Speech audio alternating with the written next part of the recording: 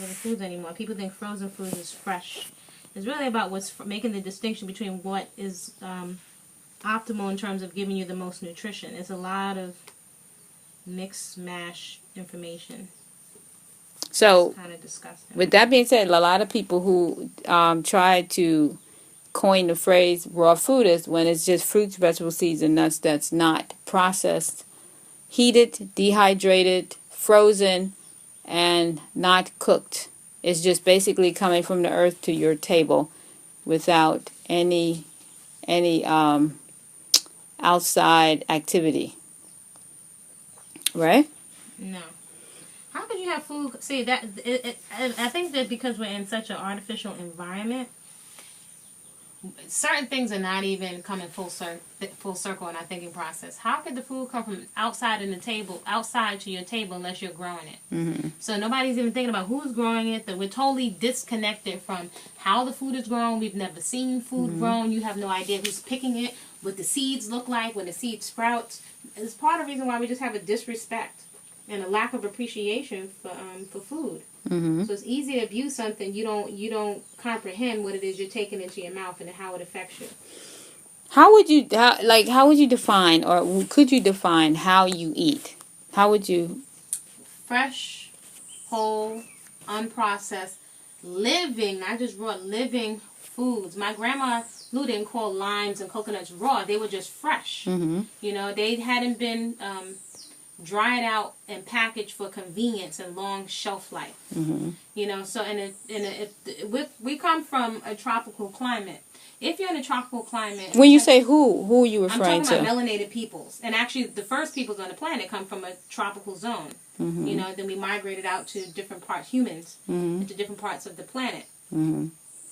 Last time I checked, but in any event, food, and even if you want somebody would like to debate that. Mm-hmm.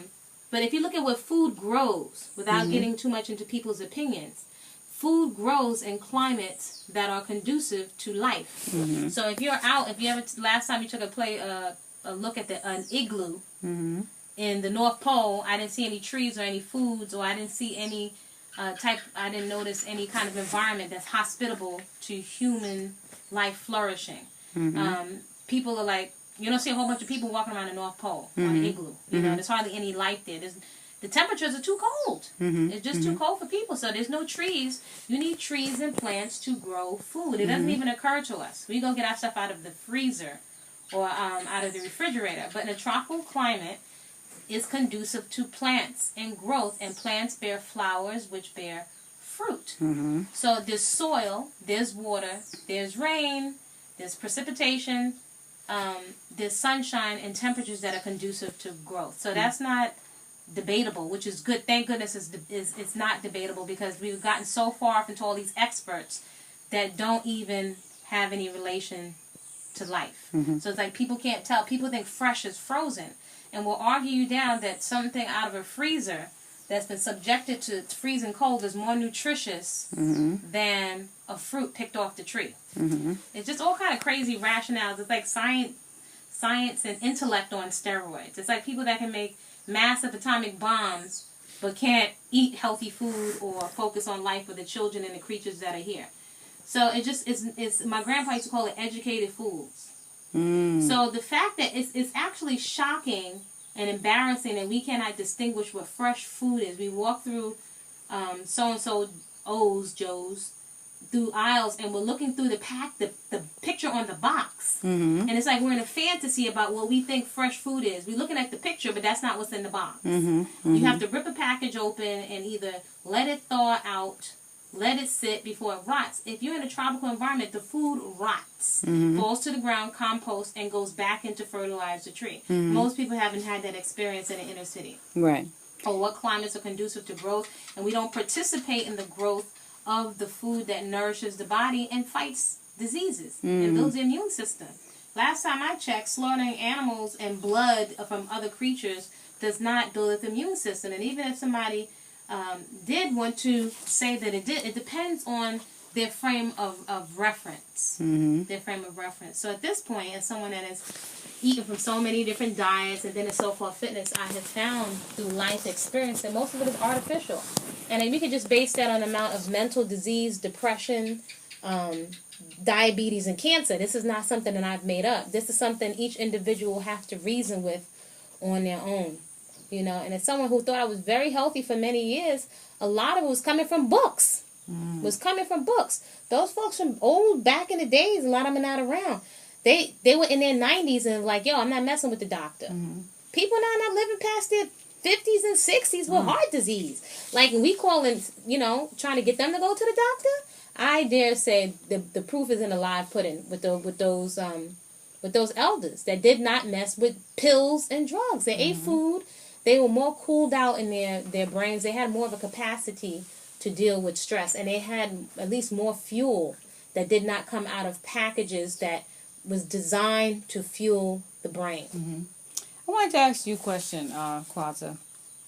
For those of you don't just came into the show, this is I am Masani Delilah Mulrain, and I'm actually interviewing my sister, Kwaza Usha Kepra. She has a new book out. Can you share the name of the book? Oh, Whole Living Foods in the Hood.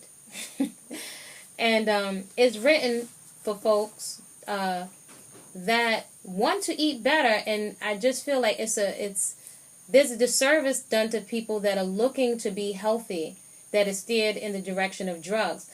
Eating healthy should not be complicated or expensive. You know, an apple and strawberries don't need a whole bunch of fancy packaging. They just need to be rinsed off and eaten.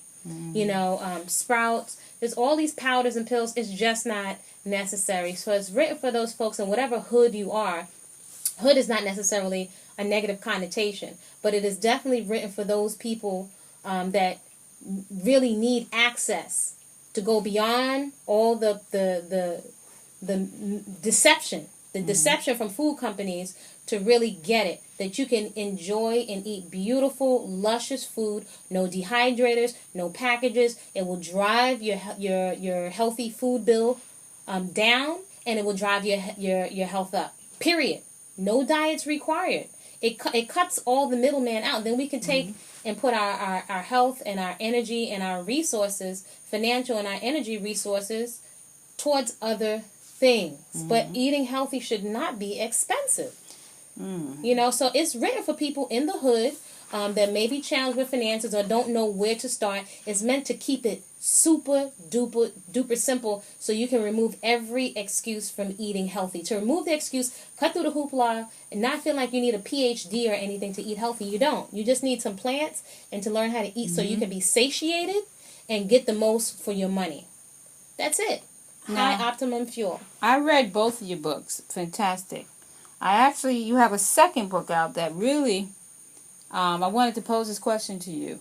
A lot of your books you don't use products like for your hair, the second book. What's the name? I'm sorry, the name of the second book. Natural Beauty, No Products. It's just learn to love your own hair and skin.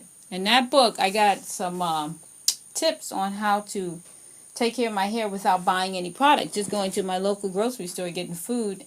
And the same food that you eat, you put in your hair. I found that interesting. So you're not about buying products to take care of your hair or your skin. How does that work? As a person that have bought products, my being, I have bought products and I've gotten conditioner for my hair, shampoo, and all that. How do you wash and how do you do things? Like, you don't even use soap. You use lime. Well, no offense, but I used to use all kinds of products that was pseudo-natural, and scented peach used to be one of my favorite, artificial peach smells and stuff like that.